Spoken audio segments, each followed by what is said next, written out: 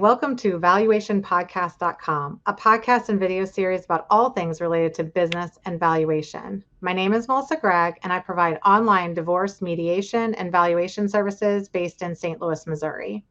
Today, we're going to discuss the marital balance sheet, trusts, and divorce with Bob Boyd and Tish McDonald from Atlanta, Georgia.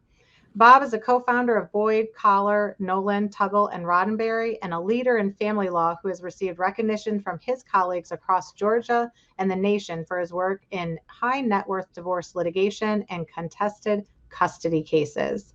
Tish McDonald is a partner in the trial and global practice group at King Spalding. She focuses on complex commercial litigation with an emphasis in trust and estate litigation. She also gets involved with litigation for nonprofits, real estate, and government entities. Any type of trust that I've seen in divorce and high net worth couples, there's whoever has the trust, and it could be like a lot of times it's family trust. But the other spouse will be like, well, they have all this money that they're going to get in the future, so I should get more of our assets right now. And I hear that a lot, right? Because it makes sense. Well, grandma and grandpa or their parents are going to give them the house and the farm and, all of these things, and they're going to have millions of dollars. And so I should get more of what we built during the marriage. Bob, how do you address that when people start to think that way? And believe me, they do think that way. Mm-hmm. That's a very common position for somebody to take. There's a couple of layers to that. First of all, if the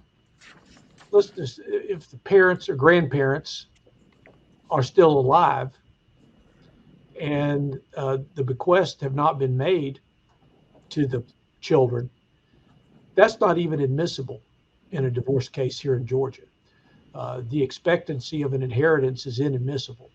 So while it might be nice to have some photos of where mom and dad live and where grandma and grandpa live and their beach house and everything else, it's not coming in because it's not a vested interest. Mm-hmm. You can only start talking about those things when mom and dad have died and left you something, or grandma and grandpa have died and left you something, to start talking about deviating on the property division. Now,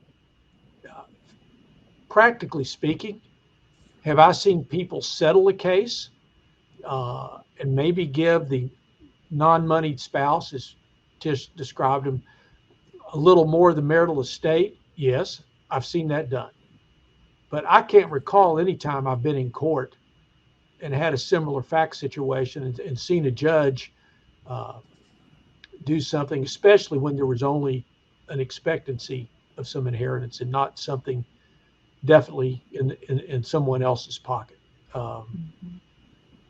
That's just been my experience. Other people might have different experience, but that's what I've seen in those situations. And Tish, from your standpoint, when you see a situation like that, maybe not in divorce, but if you see a trust mm-hmm. that has some impending, grandparents, parents are in perfect health, but there's a trust in place that they are a beneficiary to, does the spouse have any right to that? Does the spouse, and what do you see normally that they try to fight? Was there something missing in the trust that they kind of gravitate towards, say, oh, you missed that, so now this trust should be considered marital property or anything like that?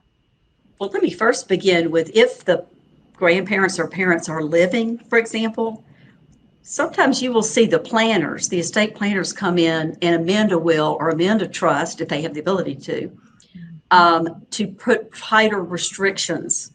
For example, making the trust distributions under a will discretionary to protect against a spouse, if they have a child or grandchild who's about to get divorced. They can do that. It's their money, it's their assets. But go ahead. Go ahead, Tish.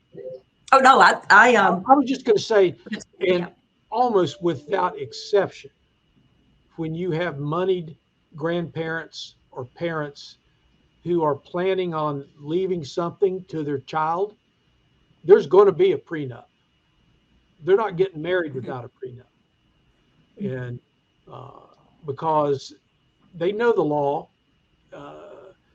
and they know all about this marital and separate property, but they're going to lock it down even tighter with a prenup.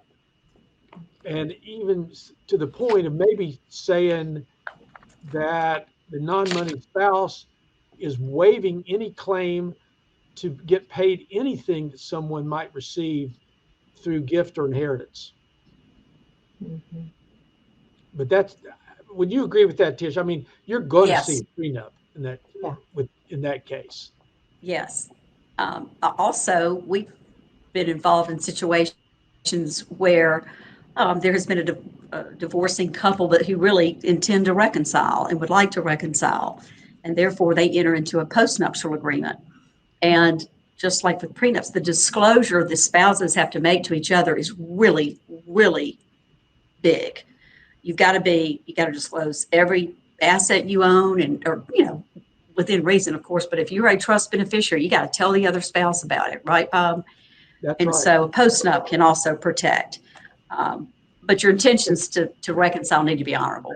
And interestingly, just sort of as a footnote to this whole discussion, I've been involved in several of these situations where the parents have set up trusts for their kids, and the kids know that they have a trust, and that's all they know.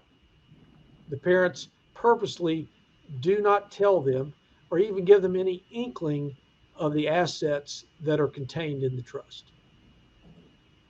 No, I see that quite a bit.